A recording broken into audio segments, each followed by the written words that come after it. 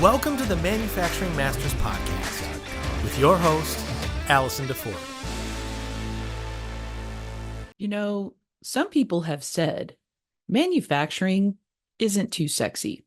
I think you'll agree with me. We could disagree. But if there's one topic that doesn't feel so sexy to talk about, I think you could agree with me. That would be HR and compliance. But stay with me. Boy, did I learn the exact opposite from today's guest. Gayle Wadden is a partner in a company called Compliance Works.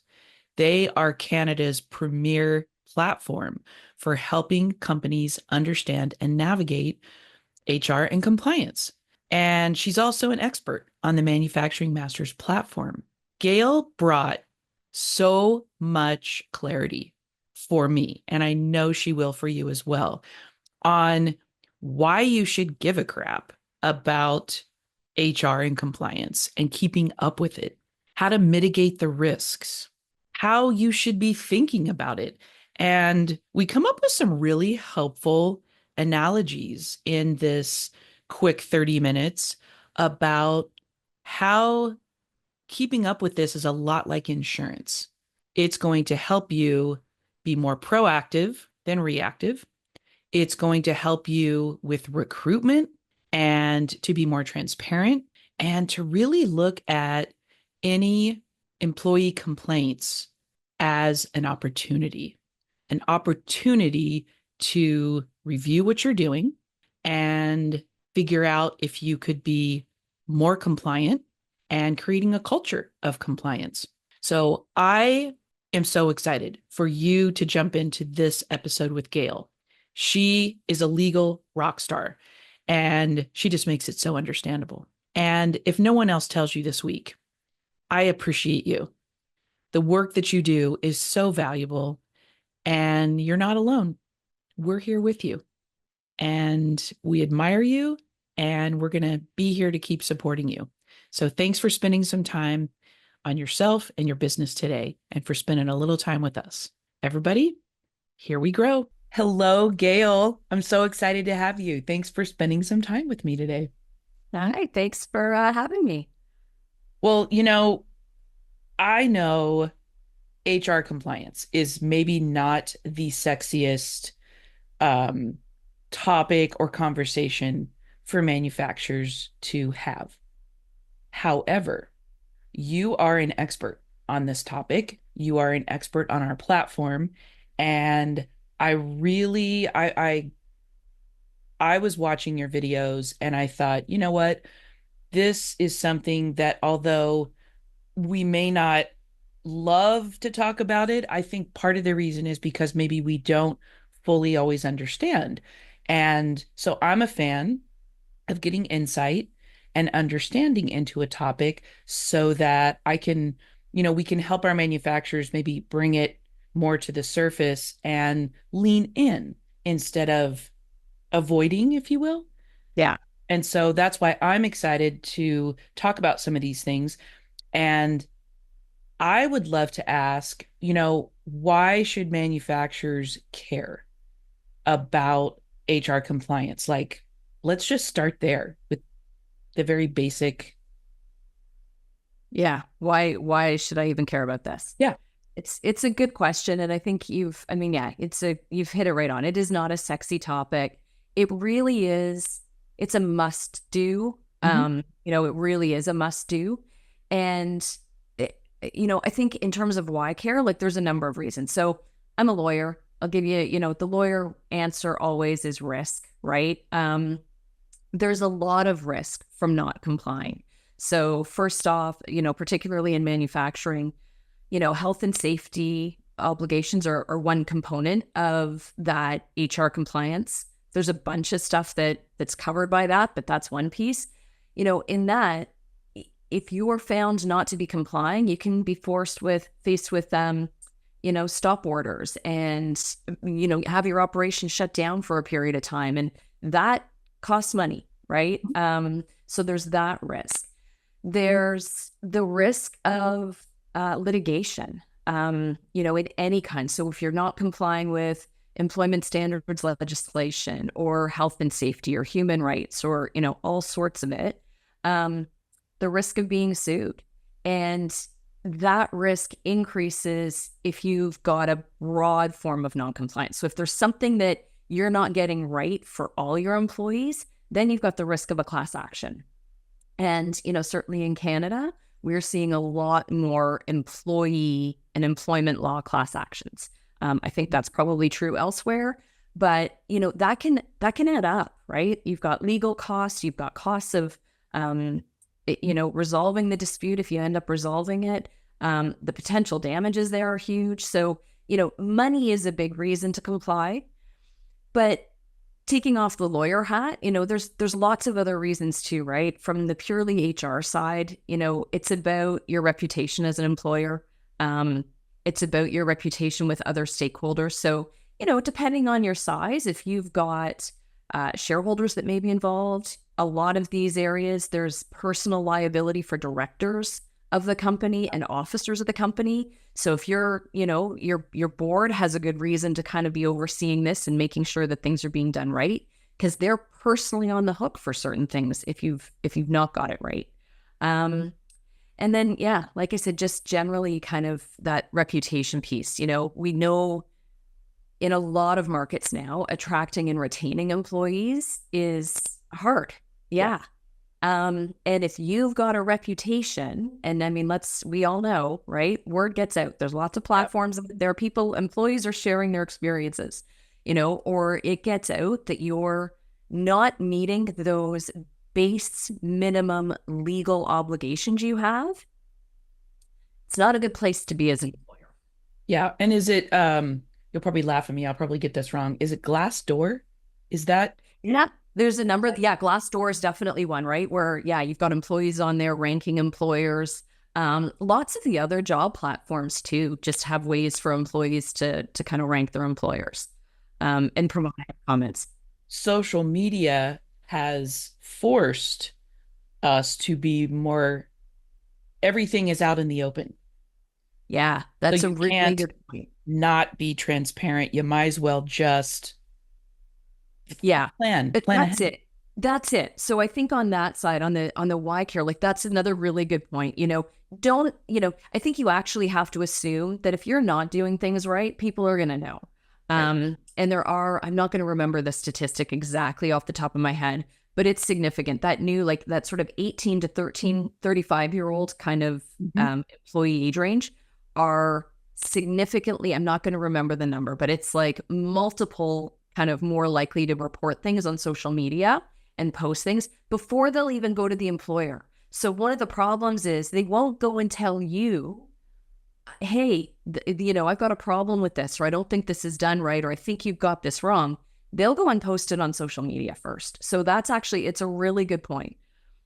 Yeah. Essentially, isn't that interesting? They're going to tell potentially millions of people. So I guess I should ask this way.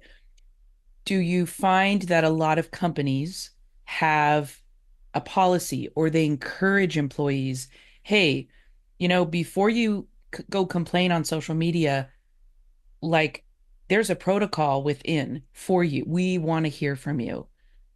Or is that something that would behoove them to instill that culture of, we want to hear from you first. We want to make it right, or... Yeah, I can't speak to how common a policy like that is. I mean, a lot of employers will have sort of a social media type policy, general kind of, computer use. Certainly building a culture that encourages that openness, I mean, is a good part of creating a compliance culture.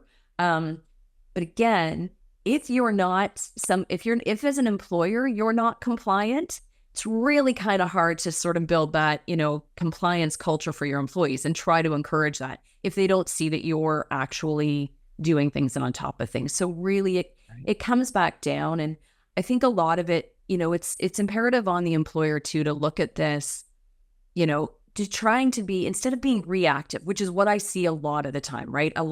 So my background, was in litigation. I've seen lots of employers where I've been involved, or where a lot of times lawyers get involved, is after the fact. Something's gone wrong.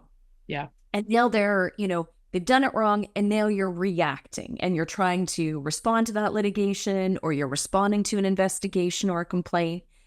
And, the better way to approach it is to be proactive, making sure you understand, first of all, what your legal obligations are. And then importantly, making sure you actually are staying on top of those, because they change all the time.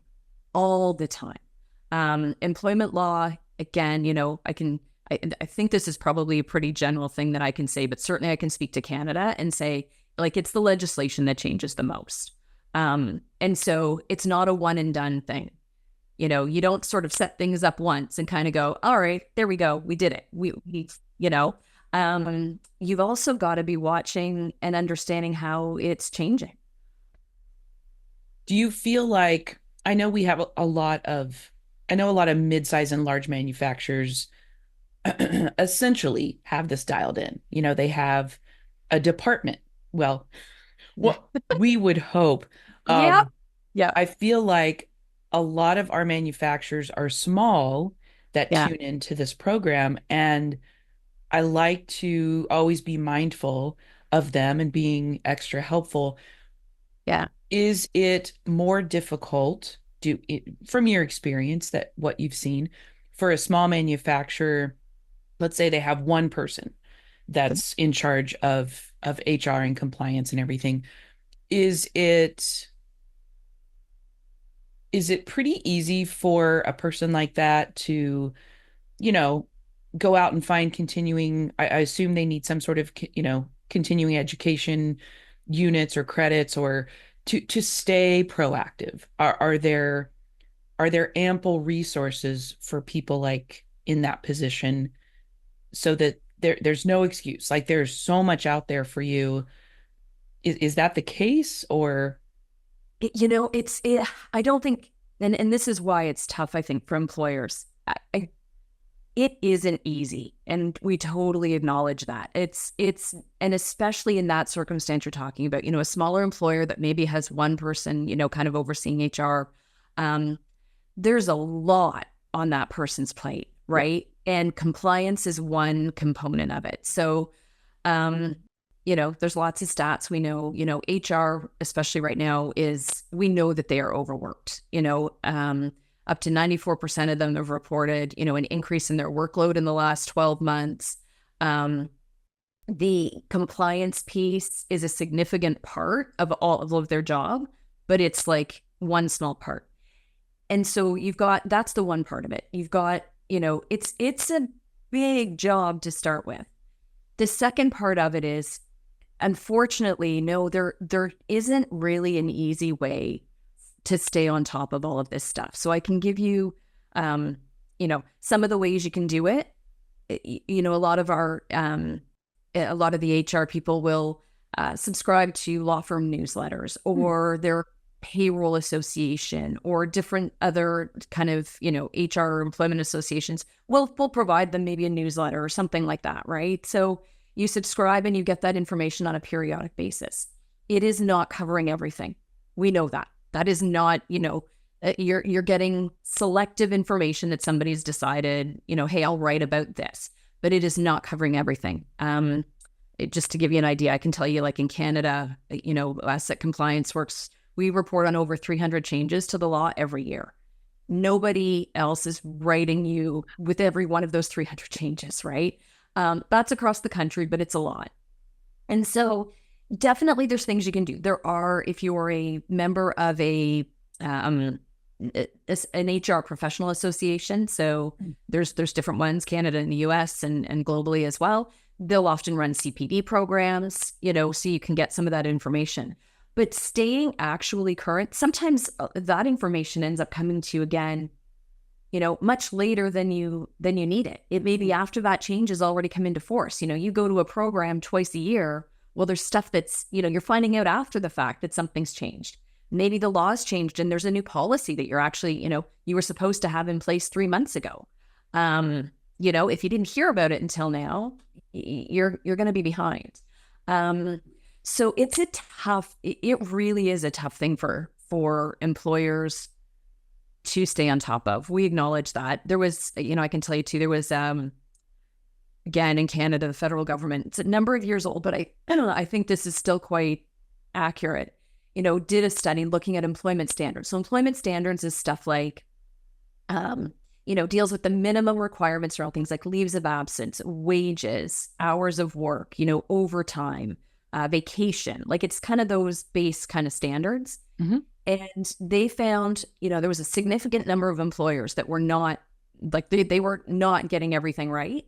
But they found the reason wasn't because they didn't care. It wasn't because, it was intentional. They didn't know. Like, over 95% of them that weren't in compliance, it was because they just didn't know what their obligations were. So there's a gap there for sure. Yep. It's a tough thing to do. And it's, it's hard to sort of stay on top of things that are changing as fast as they do. Well, so would it be appropriate, and is there easy access for a person in this role, whether it be in the US or Canada, to maybe turn to, do you think, state, province,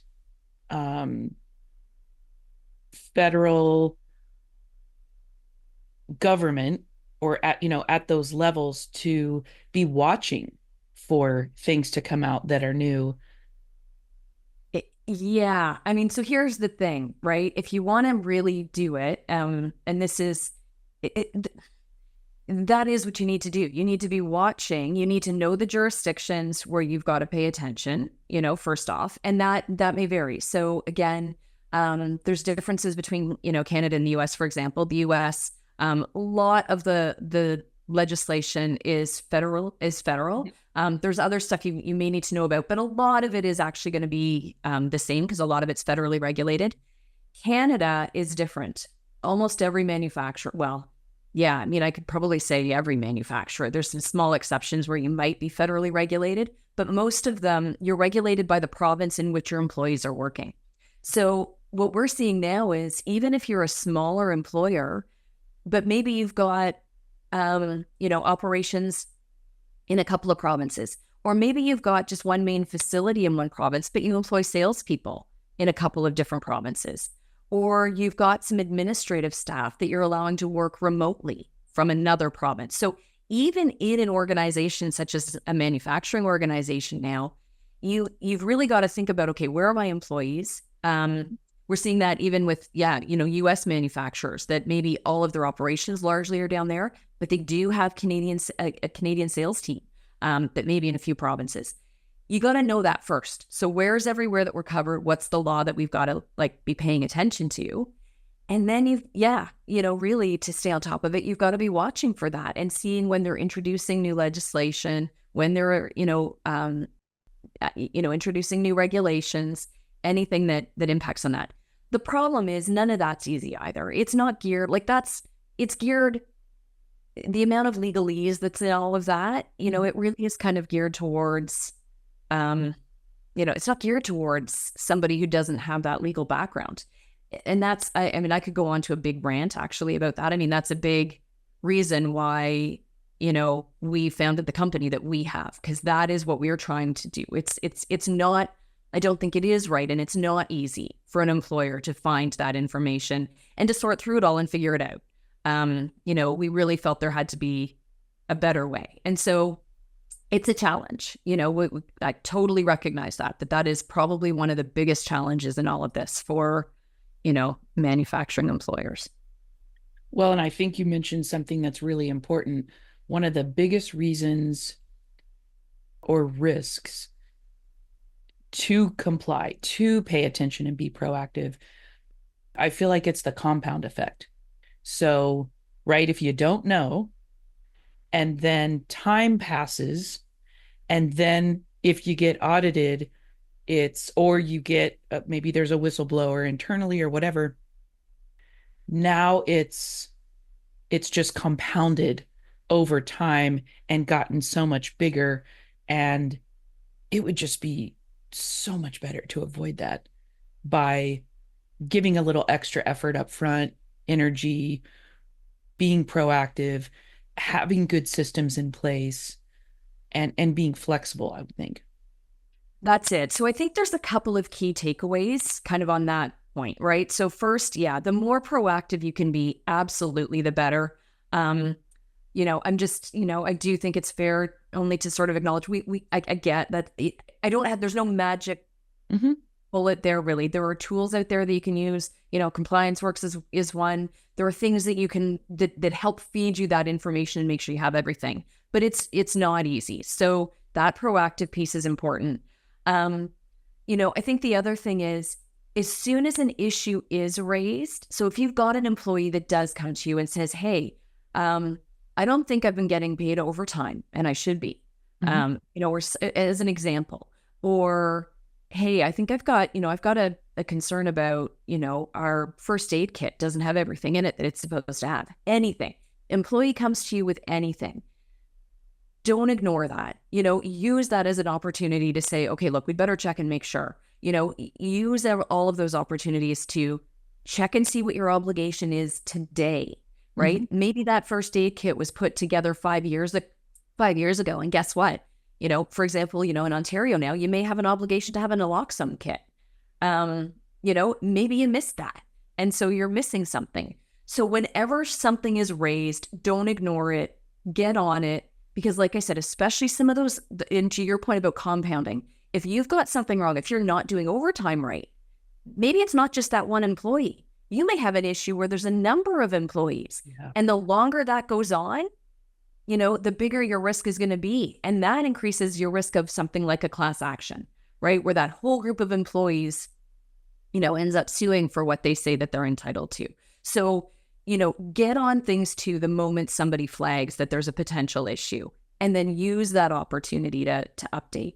And then, tied in with that is, you talked about processes, right? Like having processes and things in place and systems. Make sure you are, on a regular basis, checking all of your policies, right?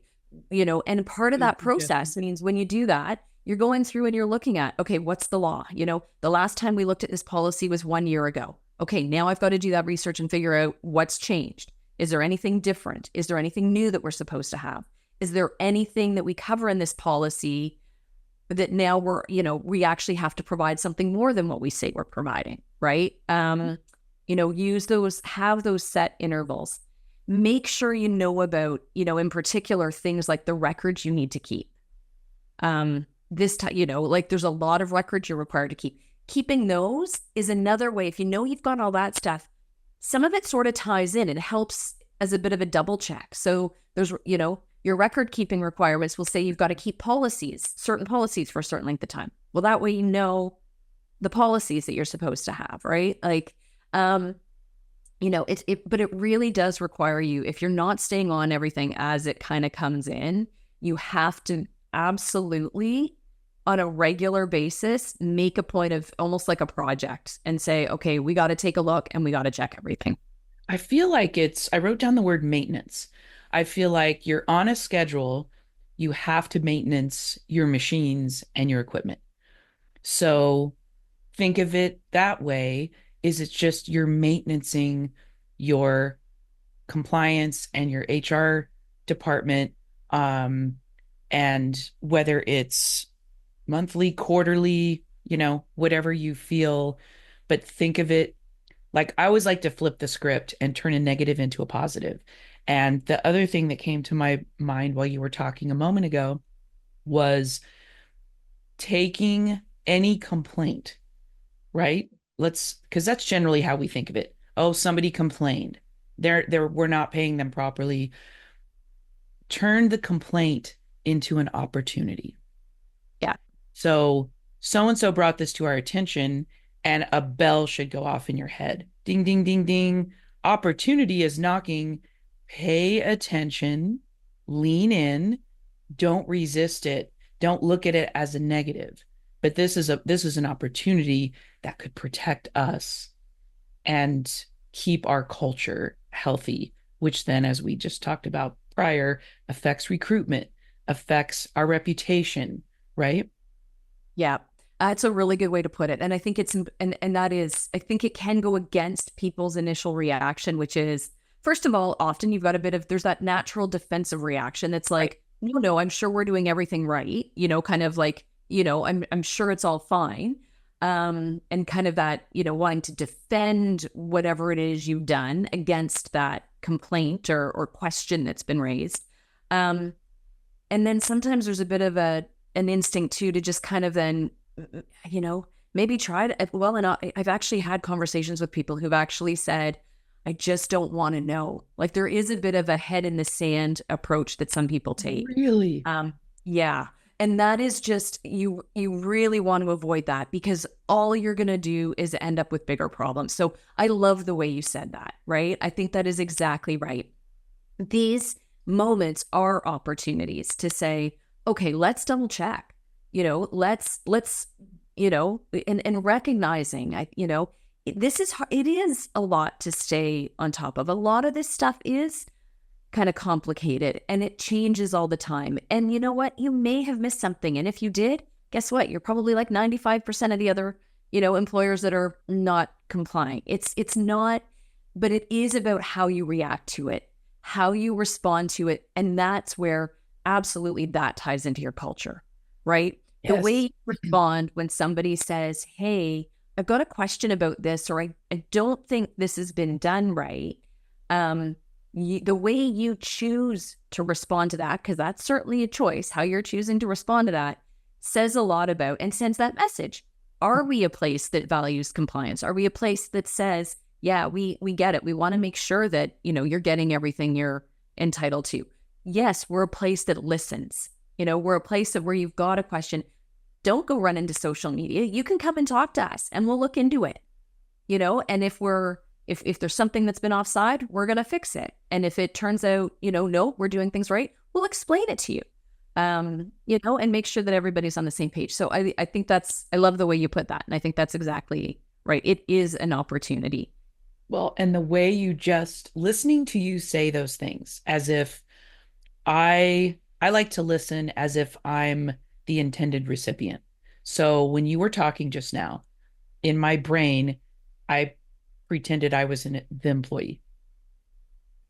And I always talk to my manufacturing clients on the marketing side about how do you want your customers to feel? So I often ask this question as well. How do you want your employees to feel? How do you want your team to feel? Because I personally believe that good marketing and culture happens from the inside out, right? People can feel it. It's like it just, I can't think of the right word right now, exudes, but it flows outward and people can feel that energy. So think about, a lot of manufacturers say, we are all about care. We're about customer care. We care for our employees. We treat them better than the other manufacturers in our space. That's great, as long as it's not lip service. Yeah. So what you just said will create such a different environment for people that work with you. They're going to want to stay, and new people are going to want to be part of that positive, and hey, we all have bad days. We all have days when we don't respond necessarily in the perfect way or the happy way. But if overall your commitment isn't just lip service, it extends to the reality of we are taking care of our people. And part of that is listening and looking at these things as opportunities, not, the defense mechanism goes up, and it's a lot of that's ego. Yeah.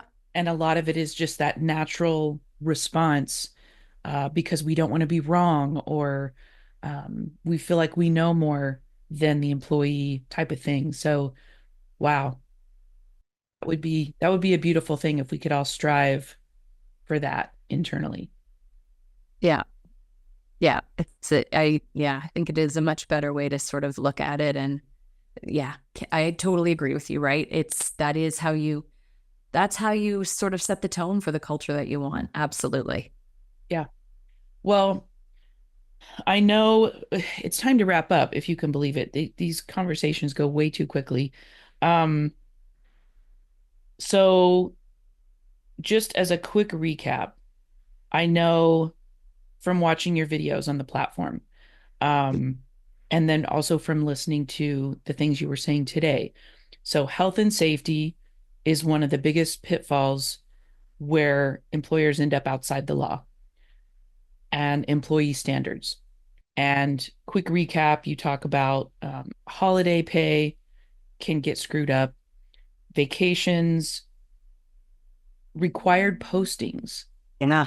And that's not just the posters that you have hanging up in the lunchroom, but the communicate. And I learned this from watching your videos, the communication that you actually give people that is required can oftentimes be missing. Or you're not following that. Hours and then overtime hours pay, and that sort of thing. So we're not really getting into the weeds in this episode about the super complicated stuff, but these are all things that you can be mindful of. You can stay on top of. Yeah. I think that is just, yeah, ties into what we've talked about in terms of this and why you need to kind of care about it. And the fact that raising those is a good point. There's a lot here, and that is part of the challenge too, right? There's there's pay equity legislation. There's like it kind of, the list is long of the things you got to sort of be on top of. And you've definitely hit on some of those big ones. And I think it's just, that's an important thing to remember, right? Like, get yourself informed in the first place, find a way to stay informed, look for those opportunities, as you put it, right? When something does come up, I like that. Like, you view that as an opportunity to, let's take a look at, what we're doing and how do we either improve, how do we respond to an issue, and proactively, that maintenance point, proactively make sure you are checking in, at a regular interval, and making sure that, across all of those areas, all the different types of legislation that applies across all of it, that, you're on top of the changes, your policies are up to date with the law, all of that. Well, I had two quick thoughts that tie into what you just said. You triggered that for me. I would think that as a leader or an owner or the president, whatever your role is at the top, don't assume that your HR person or people are automatically doing this, right? You should be checking in. I loved how you said that. Yeah, I think it is good to check in. And I think it's hard. I mean, certainly this is a part of the HR function, no doubt, but every organization is different. And your example, I mean, if you're a smaller organization, you've only got one HR person. Yeah, there needs to be a conversation with leadership and others to ensure and to understand, okay, how are we managing this? Are you, with everything else on your plate, able to manage this? What do you like? Great conversation. Yeah, exactly. Be aware and have that conversation. Yes. And the second trigger that you brought up for me is, I feel like compliance is like insurance. You'd be remiss as a business owner to operate without insurance, right? Yep. So think of compliance and to me, staying on top of these things as the same type of insurance. So it's going to help you mitigate risk and avoid litigation or, God forbid, a class action suit or something worse. Yeah. Again, totally good way, I think, to think of it, right? And I think to kind of, the only thing I'd add to that is remembering, it is more than just the financial risk, right? I mean, a lot of it comes down to that. And at the end of the day, there's dollars attached to all of these things we're talking about. But, your reputation, your, view, the way that your customers view you. More and more, like I'll just really quickly mention that piece, right? I mean, we've seen lots of talk around things like ESG, right? Across, all ranges of corporations. And It's what not is just that? ESG is your sort of environmental, social, and government score, right? So it looks at how you are as a business in those categories, right? So, what's your environmental impact? It'll kind of look at that. Social is looking at a number of different things, like as a community member, as a community partner. Big part of the social one is how do you treat your employees? Huge factor there. And that really got elevated during COVID, and it still is staying as a much higher factor. So that we went through a period of time where the environment was the big thing everybody was looking at, right? Are you a good, kind of, corporate actor, like environmentally? Are you good?